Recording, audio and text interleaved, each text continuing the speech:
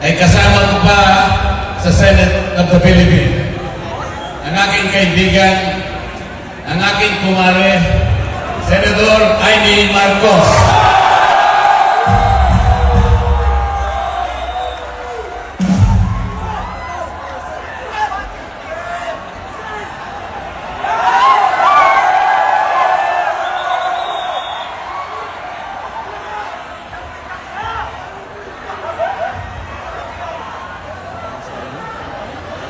Magandang gabi po sa inyong lahat, mga mahal na kapatid. Ka-Israel, ka-Bien, ka-Erz, ka-Arnel, lahat ng ating minamahal na kapatid. Higit sa lahat ang classmate ko mula Congress hanggang Senado, Senador Manong Dante Marcoleta.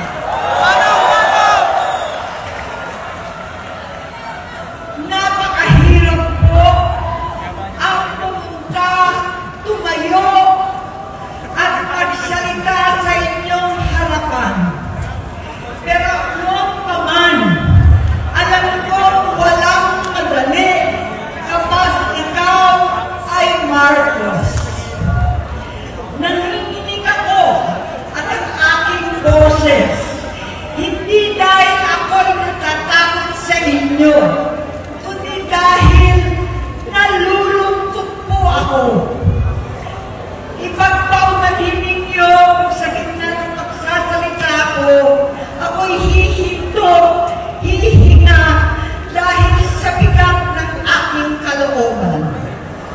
Pero hindi yan ang dapat kong ihingi ng paumanhin. Hindi yan ang kasalanan sa bayan na dapat ihingi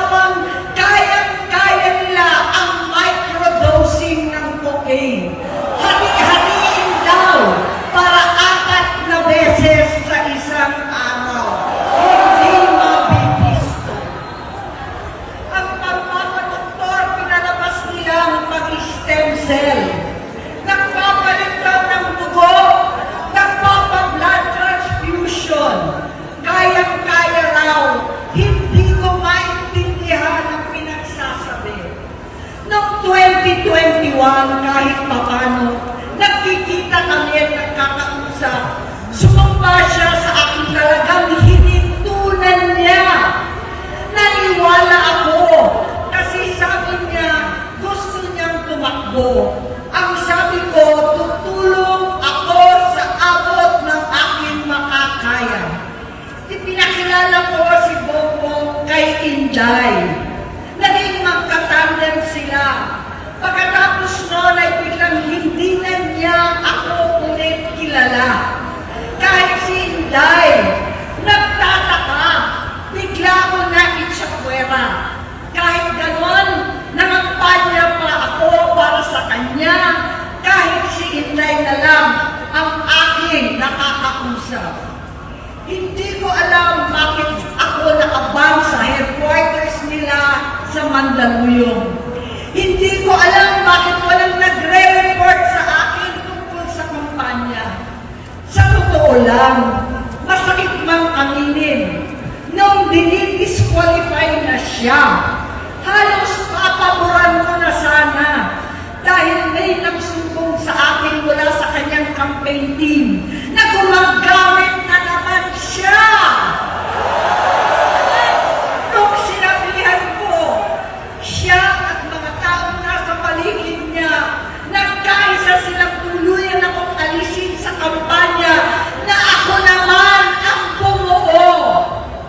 Sinabi nilang gusto ko na siya ay mag-disqualify para ako ang pumalit. Hindi totoo yun! Iniisip ko ang kalagayan ng aking kapatid at paano siya magsisilbi kung ganyan ang kalagayan niya. Pero pinaparating sa akin na hindi siya lulong at minsan na lamang tuwing nagpa-party. Hindi ko maipaliwanag bakit gusto ko maniwala at hindi mawalan ng pag-asa. Noong nanalo siya, naging pinakamalayo na kami sa isa't isa. Maliban sa opisyal na takbuhan at kapag pumupunta yung nanay namin, hindi ako sumama sa loob ng 3 taon dyan sa Malacanang. Dahil lantaran na doon ang inuman, ang paggamit nila ng cocaine at mga bawal na gamot. Hindi ba nila nakikita, naririnig, kakaiba na siya magsalita, hindi na maintindihan kung ano-ano na ang sinasabi at wala na sa sarili. Nagtatago sa kabaitan niya ang pang-aabuso niya sa droga. At nagbunga na ito ng mga nakakapinsalang maling desisyon. Hinayaan niyang kumilos ang mga nakatalibot sa kanya. Yung mga umaastang presidente habang nilululong siya ng mga ito. Hindi na kami nagkausap. Sa harap ng publiko, pinipilit ko magmukha kaming maayos. Pero wala na kaming koneksyon. Hindi ko hinihiling na maunawaan ninyo ako, lahat kayo. Sa palagay ko, ang makakaunawa lamang sa akin ay ang mga pamilya may pinagdaanan sa adiksyon, sa inom, sa sugal, sa alak, sa bisyo, higit sa lahat, sa droga. Pag hindi ko siya nakakasama, buong aking loob na ipasok sa institusyon. Ipagamot, iparihab ko na yan. Pero, tuwing maghaharap kami noon, hindi kaya ng aking kalooban na gawin yon. Tuwing magsasabi siya sa akin na magbabago na siya, hindi ko siya kayang tiisin. Hindi ko kayang ipagkait sa kanya mga kakataon at pagbabakasakali, umaasa ako at laging nananalangin na sana, oo nga, nagbago na siya. Hanggang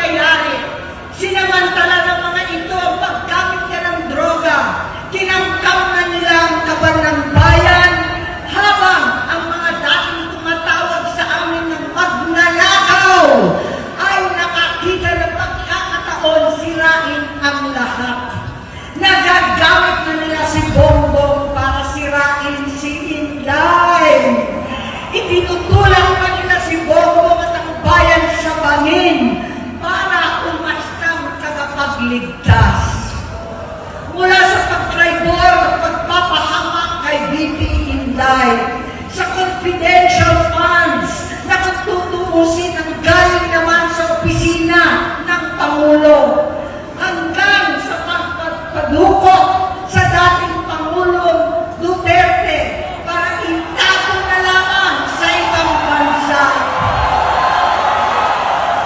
Ang kabaitan ni Bongbong ay naging kalupitan. Karapalan ng pagtatakip sa kanya ng mga nasa Congress, sa Senado, mga miyembro ng kabinete. Kitang-kita na ng taong bayan, wala nang puwang ang kahihiyan. Para bang nauulit ang bangungot ng kasaysayan dinanas namin noon. 68 years old po ang tatay ko nung pinatalsik sa pwesto. 68 years old na rin si Bongbong ngayon. November 17 din, noong 2021, nung nakumbinsi ko si Inday na magbise kay Bongbong. November 18 po, bukas, ang ikatlong araw natin. Siyam na taon na nakakaraan, saktong November 18 pa talaga, na pinatiting ni Pangulong Duterte ang tatay ko sa libingan ng mga bayani.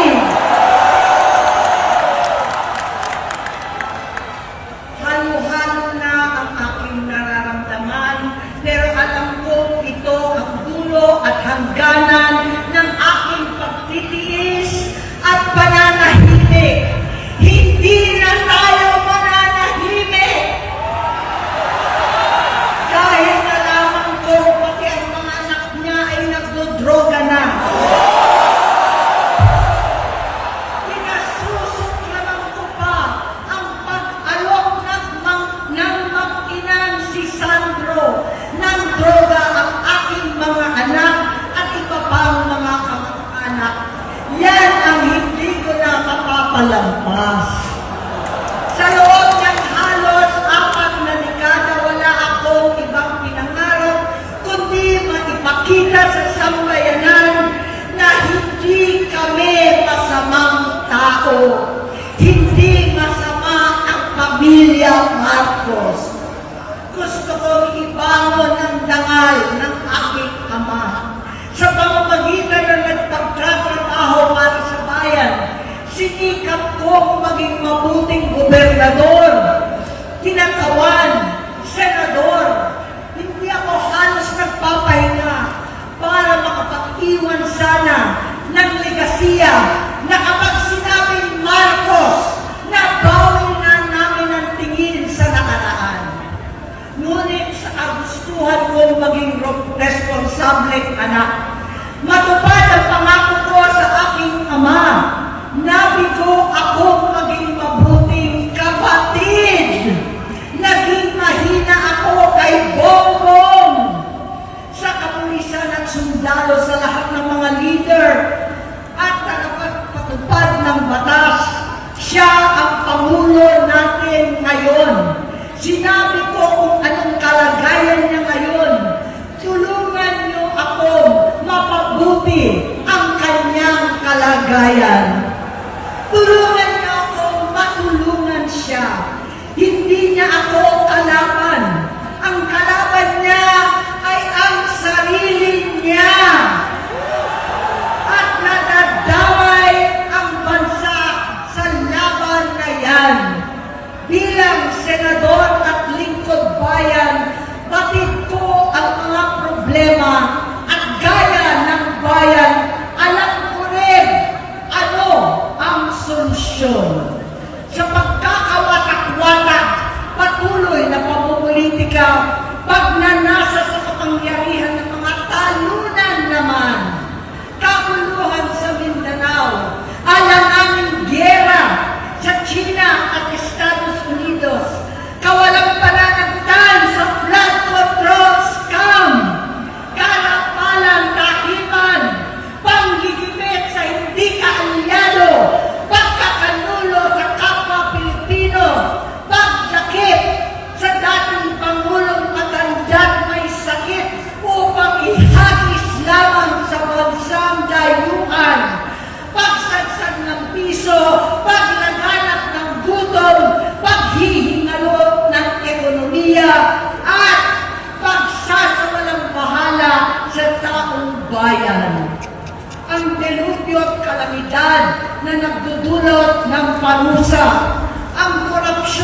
nauwi sa kawalan ng tiwala at hustisya sa Pilipinas, sa kanyang pamahalaan, lahat ng yan ay masusolusyonan kung ikaw, aking kapatid, magsaayos ng iyong sariling kalusugan.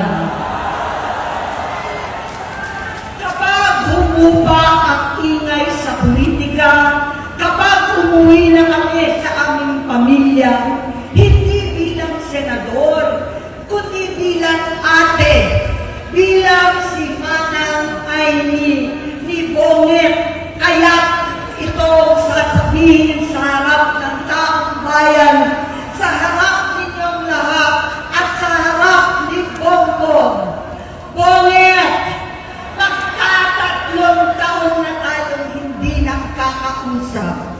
3 taon ko nang sinusubukan muli na ako'y pakinggan. Siguro ngayon ay makakarating ng buo ang gusto kong sabihin. Walang mapapawasan, hindi madadagdagan. Bongbong, nag-aalala sa iyo si Manang. Tuwing nakikita kita sa TV, gusto kitang puntahan. Napakalaki ng pinagbago mo. Itsura, pagsasalita, takbo ng pag-isip. Minsan, napapatanong ako sa sarili ko, ikaw pa ba yan? Si Bongbong ba talaga yung nakikita ko? Pero ako, aling ko, ako pa rin ito. Ako pa rin ang ate mo na tumayong ama't ina sa inyo sa ibang bansa. Ang kasama mo sa sumubok na saranglahin lahat ng sakit para sa iyo. Ang kapatid mo na hindi ko kailangan hingan ng tawad dahil agad ka nang iniintindi at tatanggapin dahil mahal kita. Nasa Bagong Tipan, kay Lucas, Kapitulo 17, versikulo 3 hanggang 4. Kung magkasala ang iyong kapatid, sawayin mo siya. At kung siya'y magsisi, patawarin mo siya.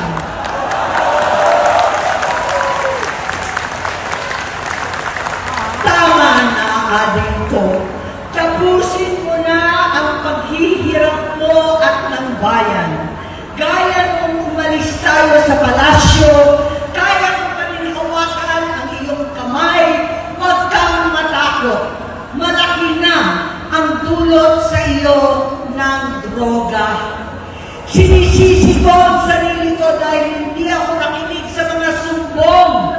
Hindi ako nakialam. Hindi ako maniwala. Pero hindi pa huli ang lahat. Tama na, ading ko. Magpahinga na tayo. Umuwi na tayo. Magpagamot, magpagaling at nangangako ako. Hindi ako malilingan, hindi ako magkukulang. Lahat ng kasama mo ngayon, hindi natin kasama sa pinakamadilim na bahagi ng buhay natin. Kasama mo sila ngayon dahil nasa taas ka pa. Ako at ang ating mga tunay na kapatid dito sa Luneta ang kasama mo kahit pagdilim ulit ang lahat. Talikuran mo ang iniisip at itinupulong lang ang misyon. Unahin na natin ang kalusugan mo dahil sa adiksyon na bigyan mo ng malubhang karamdaman ang buong bansang Pilipino. Matatanda na tayo, sakitan na si Mami, alagaan na lang natin ang isa't isa.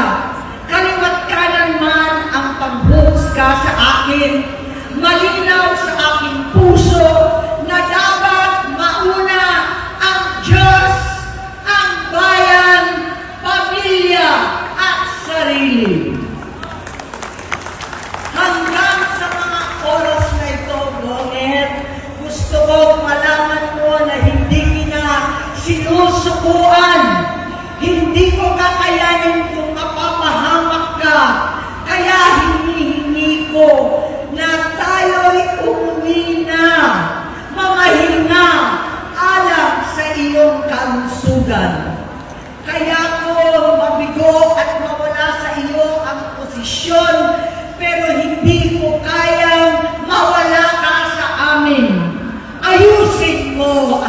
sarili mo. Magpagamot, alisin ang droga sa iyong sistema. Wala akong ibang gusto kundi gumaling ka, malampasan natin ito muli. Dahil wala akong ibang hinahangad bilang ate, kundi maging masaya ka, maging ligtas sa panganib, malusog, matagumpay sa buhay. Itama ang mali, labanan ang adiksyon, at ako hindi kailanman aalis sa iyong tabi.